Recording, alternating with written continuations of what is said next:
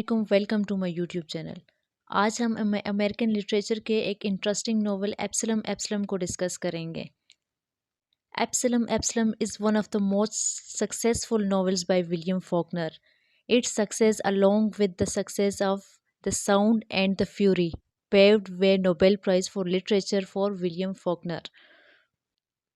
Absalom Absalom में American society को before, during and after civil war depict किया गया है। इस नोवेल को स्टार्ट करने से पहले हम राइटर के इंट्रोडक्शन, उनकी लाइफ, वर्क, अचीवमेंट्स को पढ़ेंगे। उसके बाद हम नोवेल के सारे इंपॉर्टेंट क्वेश्चंस को इसी वीडियो में कवर करेंगे। तो स्टार्ट करते हैं राइटर का introduction. William Faulkner. William Faulkner was born on September 25, 1891 in New York, Albany, Mississippi. William Faulkner एक बहुत ही फेमस अमेरिकन नोवेलिस्ट थे जिनकी बर्थ एक रेल रोड वर्कर के घर पर हुई थी। इनकी मदर एक हाउसवाइफ थी। इन्होंने हाई स्कूल एजुकेशन छोड़कर एज अ बुक कीपर काम करना शुरू कर दिया था। उसके बाद इन्होंने कैनेडियन रॉयल एयरफोर्स 1918 में ज्वाइन की थी और इन्होंने अपने नेम के स्पेलिंग्स भी चेंज किए थे। इनके नेम फॉल्कनर था, जबकि राइटिंग्स में इन्होंने अपना नाम विलियम फॉकनर रखा हुआ था। इन्होंने न्यूयॉर्क में डिफरेंट किस्म की जॉब्स वगैरह की 1924 तक। विलियम फॉकनर जो थे ये एक famous novelist, poet, screen writer और winner of the Nobel prize in literature थे। इन्हें नोबेल प्राइज़ 1949 को मिला था। इसके अलावा इन्हें प्यूलिट्ज़र प्राइज़ इन फिक्शन 2 दफ़ा मिला था, एक दफ़ा 1955 में और एक दफ़ा 1963 में। इन्हें 20th सेंचुरी का one of the most famous American writer माना जाता है। इनके जो 2 मोस्ट इम्पोर्टेंट वर्क हैं उनमें the sound and the fury 1929 and as I lay dying 1930 में पब्लिश हुआ। इन्होंने अपनी राइटिंग्स में एक फिक्शनल काउंटी को का जिक्र किए हुए जो कि यकना पटावा है। इन्होंने अपने वर्क्स में सोशल, साइकोलॉजिकल और डिफरेंट रेशल इश्यूज़ को एग्ज़ामिन किए हुए है। अगर हम लोग इनके राइटिंग करियर की बात करें तो इन्होंने एज अ पोइट स्टार्ट किया था। उसके जबकि इन्हें एज अ नॉवलिस्ट रिकॉग्निशन मिली थी इनके फर्स्ट नॉवल से, सोल्जर्स पे, जो कि 1926 में पब्लिश हुआ था।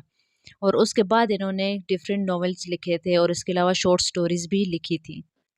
अगर इनके राइटिंग स्टाइल की बात करें तो फॉकनर जो थे वो अपने एक्सपेरिमेंटल नैरेटिव टेक्निक्स की वजह से, इसके अलावा स्ट्रीम ऑफ कॉन्शियसनेस इन्होंने अपनी राइटिंग में यूज़ की हुई थी।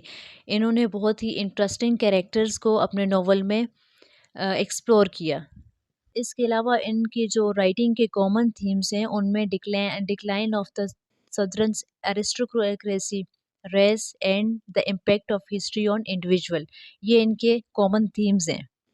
फॉकनर के जो नॉवेल्स हैं उन्हें American American classics of American literature consider किया जाता है और ये अपने जो चैलेंजिंग नैरेटिव की वजह से बहुत ज़्यादा फेमस हैं।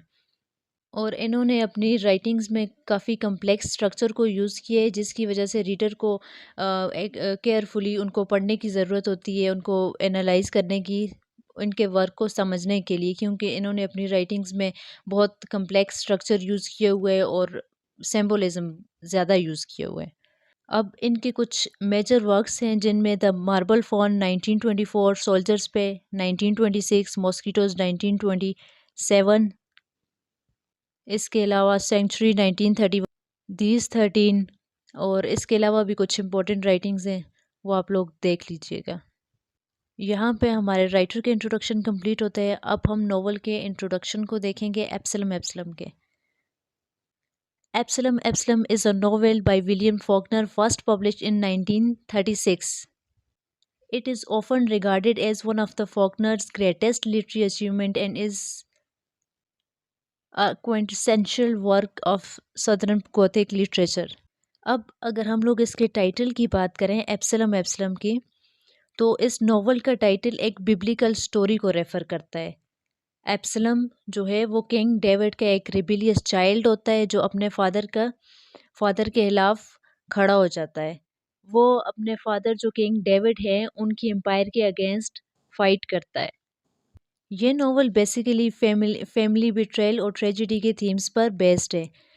इस नॉवल की सेटिंग जो है वो साउथ अमेरिका की बताई गई है, जिसमें जेफरसन के एक फिक्शनल टाउन को बताया गया है जहाँ पर दो फैमिलीज रहती हैं। अब इन दो फैमिलीज की हिस्ट्री बताई हुई है इस नॉवेल में। एक फैमिली है सटपिन और दूसरी फैमिली है कॉम्पसन फैमिली। अब इस नॉवल के सेंट्रल कैरेक्टर, इस नॉवल के प्रोटैगनिस्ट जो है वो थॉमस सटपिन है, जिनका मिस्टीरियस पास्ट बताए हुए कि वो किस तरह से एक रिच और पावरफुल पर्सन बन जाता है, और इसके पास्ट के जो उसके एक्शंस और उसके डिसीजंस वगैरह हैं उनका उनके अराउंड लोगों पर, उनकी फैमिली पर क्या कॉन्सिक्वेंसेस होते हैं। अब इस नॉवेल की स्टोरी को क्विंटन कैम्पसन ने नरेट किया है, जो कि the sound and the fury का कैरेक्टर भी है। अब ये दोनों नॉवेल जो हैं वो किसी न किसी तरह से इंटर रिलेटेड हैं, क्योंकि इन दोनों नॉवेल्स में एक कैरेक्टर सेम है। अब ये हमारे पास था नॉवल का इंट्रोडक्शन।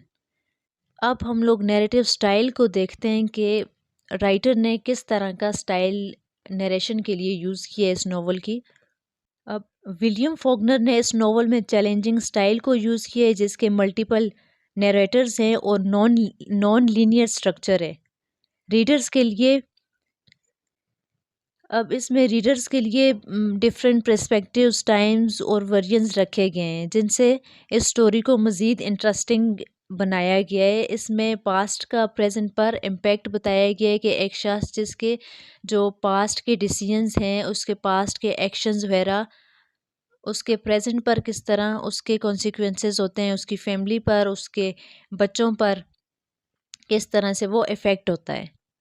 अब हम लोग नॉवेल के की फैक्ट्स की तरफ अगर देखते हैं तो नैरेटिव की जो कम्प्लेक्सिटी है उसका मैंने आपको पहले से बताया कि इसका बहुत कम्प्लेक्स स्ट्रक्चर है, मल्टीपल नरेटर्स हैं जो स्टोरी को बयान कर रहे हैं। अब इसका जो सेकंड इम्पोर्टेंट फैक्ट है वो है टॉमस सटपन। ये सारी स्टोरी टॉमस सटपन के कैरेक्टर के अराउंड रिवॉल्व करती है। ये काफ़ी मिस्टीरियस कैरेक्टर है, मिस्टीरियस पास्ट रखने वाला बंदा है। अब इसमें जो दूसरी इम्पोर्टेंट चीज़ बताई हुई है वो सटपेन फैमिली है। हम स्टोरी के साथ-साथ इनको डिटेल में पढ़ेंगे। तो इस इसकी समरी को स्टार्ट करने से पहले हम लोग कैरेक्टर्स को डिस्कस करते हैं कि कैरेक्टर्स के इंट्रोडक्शन देख लेते हैं, उसके बाद हम समरी की तरफ जाएँगे। तो इस नॉवेल का फर्स्ट और जो सेंट्रल कैरेक्टर है वो है टॉमस सटपेन का। टॉमस सटपेन जो है वो जो पास्ट में एक बहुत ही गरीब सा बच्चा होता है, जिसके साथ एक इंसिडेंट भी पेश आ जाता है। वो उसके बाद सोचता है कि वो रिच और पावरफुल पर्सन लाजमी भी बनेगा। वो 100 स्क्वायर माइल्स की लैंड लेता है जिसमें वो प्लांटेशन करता है और इसको टॉमस 100 का नाम दे देता है। ये स्टोरी जो है वो इसी के अराउंड रिवॉल्व करती है। टॉमस सटपिन एक इंडोमिटेबल, विलफुल और पावरफुल पर्सन बताया हुआ है। 1869 में बताया हुआ है कि इसको वाश जॉन्स इसका एक और कैरेक्टर है, वो इसका मर्डर कर लेता है स्टोरी में। नेक्स्ट कैरेक्टर हमारे पास हेनरी सटपिन का है। हेनरी सटपिन टॉमस सटपिन का और एलन कोल्डफील्ड का सन होता है। इसका भी एक इम्पोर्टेंट रोल है स्टोरी के अंदर। नेक्स्ट कैरेक्टर हमारे पास जूडिथ सटपिन का है। सटपिन एलन कोल्डफील्ड और थॉमस सटपिन की डॉटर हैं। नेक्स्ट कैरेक्टर हमारे पास क्लेटी का है। क्लेटी मेंस्ट्रा जो है वो भी सटपिन की डॉटर हैं। नेक्स्ट कैरेक्टर हमारे पास आ जाता है यूलेलिया बॉन सटपिन। ये हेटियन में थॉमस सटपिन की वाइफ होती हैं, जिसका स्टार्ट में नहीं बताया हुआ बल्कि स्टोरी के मिड में बताया हुआ है इस यूलेलिया के बारे में। Ellen Coldfield wife of Thomas Sutpen है और इन्हीं के चिल्ड्रंस हैं दो, हेनरी एंड जूडिथ। नेक्स्ट हमारे पास कैरेक्टर है मिस रोज़ा कोल्डफील्ड का। मिस रोज़ा कोल्डफील्ड एलन कोल्डफील्ड की सिस्टर हैं। नेक्स्ट कैरेक्टर हमारे पास क्विंटन टॉम्पसन का है। ये एक स्टूडेंट हैं हार्वर्ड के और ये फैमिली फ्रेंड्स हैं सटपिन फैमिली के और यही स्टोरी को नरेट कर रहे हैं। श्रेव का कैरेक्टर है हमारे पास। श्रेव जो है वो क्विंटन का रूममेट है और इनको स्टोरी सुनाई जा रही है, नरेशन इनके लिए हो रही है। अब चार्ल्स बॉन का भी एक इम्पोर्टेंट कैरेक्टर है, जो कि सन है यूलेलिया और टॉमस सटपेन के, और इनकी एंगेजमेंट हो जाती है इनकी हाफ सिस्टर जूडिथ से। नेक्स्ट कैरेक्टर हमारे पास वॉश जॉन्स का है। ये एक ओल्ड मैन है जो बाद में टॉमस सटपेन का मर्डर कर लेते हैं। ये थे हमारे पास इस नॉवेल के इम्पोर्टेंट कैरेक्टर्स। अब हम लोग स्टार्ट करते हैं नॉवेल की समरी। अब इस नॉवल की समरी कुछ इस तरह से स्टार्ट होती है इसकी स्टोरी के, इसमें वेरियस नरेटर्स के थ्रू डिस्क्राइब किया हुआ है कि नॉवल के हर पार्ट में जो टॉमस सटमैन है उनकी लाइफ के डिफरेंट एस्पेक्ट्स, डिफरेंट इनसाइट्स बताए हुए हैं, उनकी तमाम सक्सेस, उनके फेलियर्स वगैरह। अब एक कैरेक्टर इसमें बताए हुए क्विंटन कॉम्पसन का। ये अपने रूममेट श्रिव को स्टोरी सुनाता है विद हिज ओन इंटरप्रिटेशन। अब क्विंटन को ये स्टोरी रोज़ा कोल्डफील्ड के थ्रू पता चलती है, जो एक ओल्ड लेडी हैं, क्योंकि क्विंटन के जो ग्रैंडफादर होते हैं वो सटपेन फैमिली के क्लोज फ्रेंड होते हैं। वो क्विंटन को ये स्टोरी सुनाते हैं। अब मिस्टर कॉम्पसन, जो कि क्विंटन कॉम्पसन के फादर हैं, वो भी कुछ इस स्टोरी का कुछ पार्ट नरेट करते हैं। अब ये जो टॉमस सटपेन है, इनकी स्टोरी नॉन क्रोनोलॉजिकल ऑर्डर में बताई गई है। अब ये स्टोरी तब स्टार्ट होती है जब टॉमस सटपेन जो है वो जेफरसन आता है। अब इसके साथ कुछ स्लेव्स और फ्रेंच आर्किटेक्ट भी होते हैं जो इसके काम को मैनेज कर रहे होते हैं। स्टार्ट में बताए हुए कि चाइल्डहुड में जो है वो सटमेन का गरीब सा बच्चा था, लेकिन इसका एक एम होता है कि ये पावरफुल और रिच पर्सन बनेगा।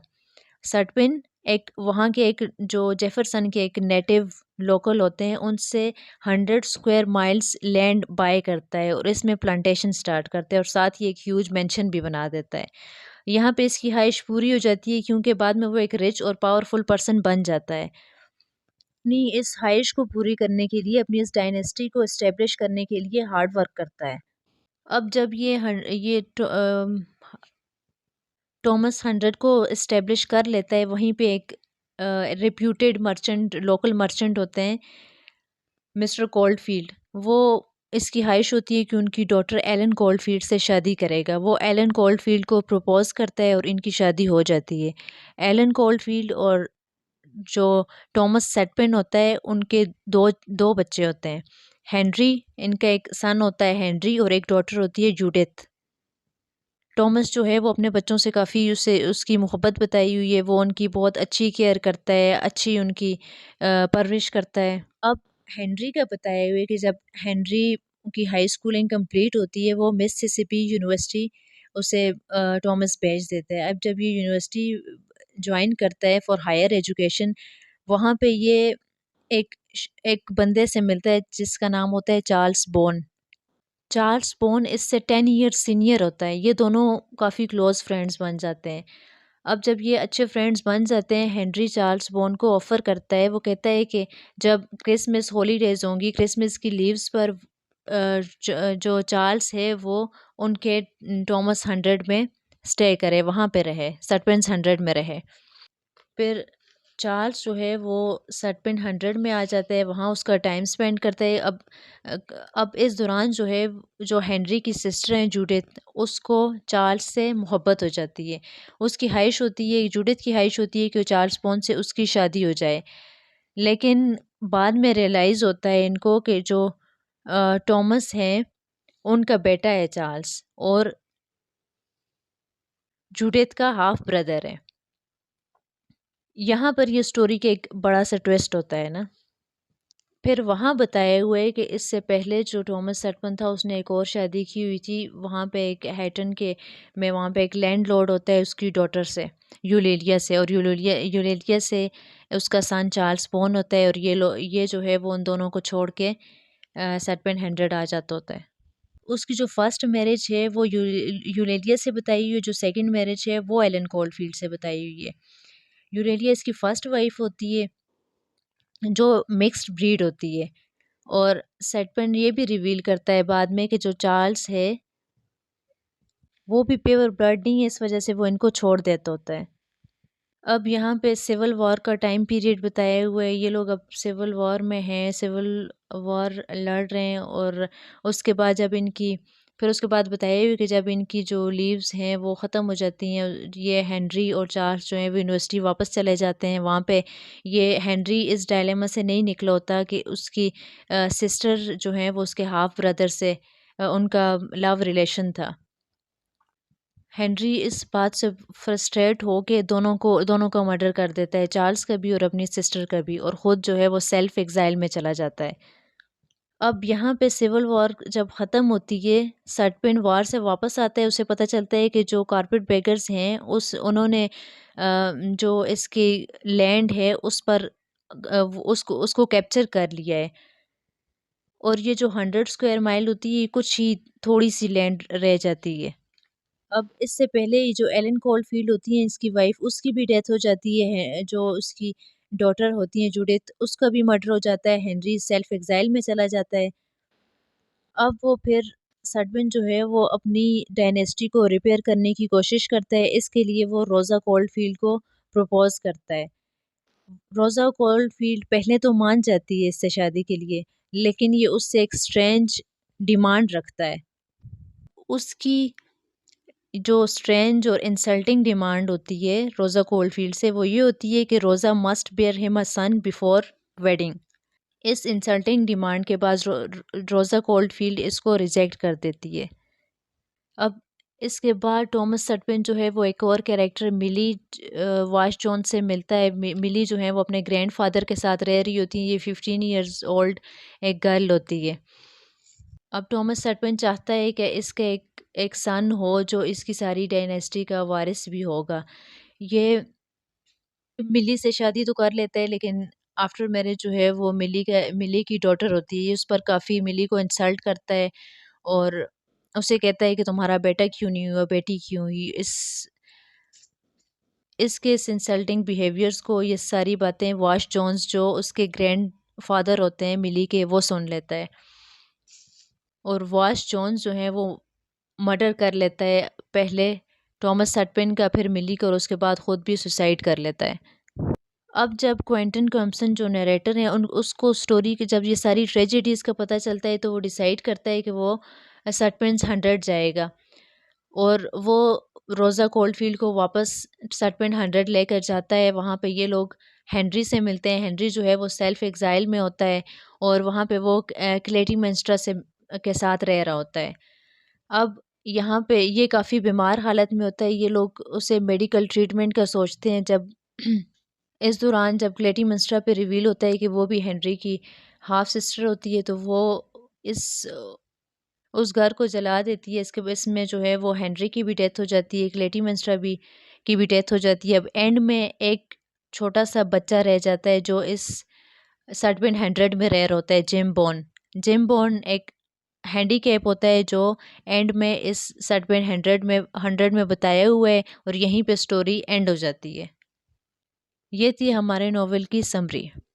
अब हम लोग इस नॉवेल के इम्पोर्टेंट थीम्स को कवर करेंगे। तो इसमें मल्टीपल थीम्स बताए हुए हैं। अब इसका जो फर्स्ट थीम हमारे पास है, the legacy of the past. इस नॉवेल में राइटर ने पास्ट को बहुत अच्छे से बयान किया हुआ है। अब इसमें सिविल वॉर का टाइम पीरियड भी बताया हुआ है, बाकी क्लास कॉन्फ्लिक्ट भी बताया हुआ है और साथ साथ जो कैरेक्टर हैं उनके उनके डिसीजंस का जो प्रेजेंट है उस पे इफ़ेक्ट भी बताया हुआ है। तो ये बहुत इम्पोर्टेंट थीम है इस नॉवल का। नेक्स्ट थीम हमारे पास है रेस एंड आइडेंटिटी का। फॉकनर ने जो है वो इस थीम को बहुत अच्छे तरीके से एक्सप्लोर किया है कि जो रेस और जो रेशल आइडेंटिटी है उसमें काफ़ी इश्यूज बताए हुए हैं। जो चार्ल्स बॉर्न है वो एक मिक्स्ड रेस हेरिटेज होता है जिसको, और इसी यही वजह होती है कि उनका फादर जो टॉमस सटपेन होता है वो इनको छोड़ देता होता है। नेक्स्ट थीम हमारे पास क्लास एंड सोशल हायरार्की का है। ये थीम भी टॉमस सटपेन के थ्रू एक्सप्लोर किया हुआ है कि वो किस तरह से वेल्थ और पावर के पीछे जाता है और इसमें किस तरह से वो जो क्लास है उसमें प्रेजुडाइज बताया हुआ है। अब नेक्स्ट इम्पोर्टेंट थीम हमारे पास है फैमिली एंड इनहेरिटेंस का। The Sutpin family's history is marked by tragedy, betrayal, and a sense of inherited destiny. The novel examines the impact of the family dynamics and the weight of family legacies on individuals. Next theme हमारे पास obsession है revenge revenge का बताए हुए इसमें रोज़ा coalfield का revenge बताए हुए कि पहले जब वो उसे थॉमस सटपेन प्रपोज करते होते हैं वो मान जाती होती है, लेकिन उसकी एक इंसल्टिंग डिमांड के बाद वो एंड में बताए हुए कि वो अपनी उस जो सटपेन 100 होता है उस वहाँ पे वापस जाना चाहती होती है और ये रिवेंज चाहती है। नेक्स्ट थीम हमारे पास आइसोलेशन एंड लोनलीनेस का बताए हुए है। जब अब ये थीम जो है वो हेनरी के थ्रू भी एक्सप्लोर किया हुआ है कि वो किस तरह से फिज़िकल और मेंटली आइसोलेट खुद को फ़ील करता है। वो मर्डर करने के बाद सेल्फ एग्ज़ाइल में चला जाता है और उसके बाद जो है वो वहीं रहता है।